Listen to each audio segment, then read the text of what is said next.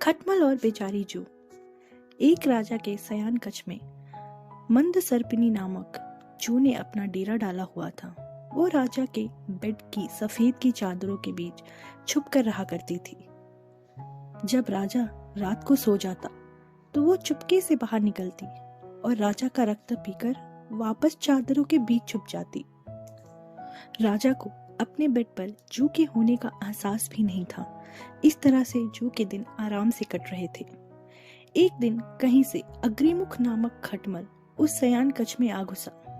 उस पर दृष्टि पड़ते ही जू ने उसे भगाने का प्रयास किया। वो उसके कारण किसी विपत्ति में नहीं पड़ना चाहती थी, किंतु खटमल कहाँ आसानी से मारने वाला था। वह मधुर वाणी से बोला, मर्द सर्पिनी बहन, कोई अपने शत्रु का भी इस तरह अपमान नहीं करता जिस तरह तुम मेरा कर रही हो। मैं तो तुम्हारे यहाँ मेहमान हूँ, पहली बार तुम्हारे डेरे में आया हूँ। एक रात तो मुझे यहाँ रहने दो। तुम तो रोज ही यहाँ राजा के मीठे रक्त का स्वाद लेती हो, आज मुझे भी उसका थोड़ा स्वाद ले लेने दो। जू खटमल की चिकनी चुपड़ी बातों में आ गई।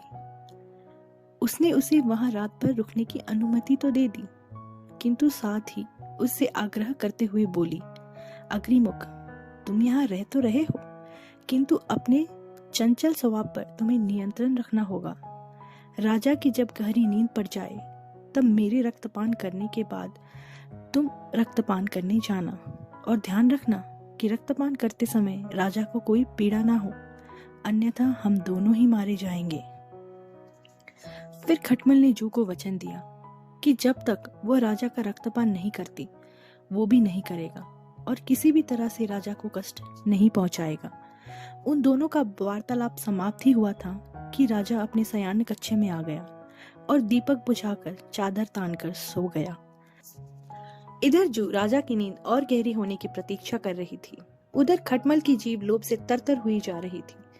राजा के मीठे रक्त के लोभ में वो अपना वचन भंग कर बैठा और जू से पहले ही जाकर अपने पैने दांत गड़ा दिए। अचानक हुई पीड़ा से राजा तड़प कर उठ बैठा। उसने संतरियों को बुलाया और कहा, इस बेड में आवश्यक ही जू या खटमल है, तत्काल दीपक जलाकर उन्हें खोजो और मार दो। संतरियों ने दीपक जलाकर चादर की तह खंगाली प्रारंभ की।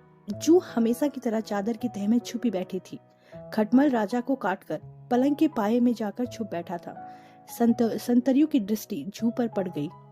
उन्होंने उसे पकड़ा और मसल कर मार दिया। उसी तरह खटमल की बातों पर विश्वास करके जू मर गई। सीख, अज्ञात या विरोधी स्वभाव के व्यक्ति की चिकनी चुपड़ी बातों में आकर उन पर विश्वास करना हमारे लिए हानिकारक हो सकता है।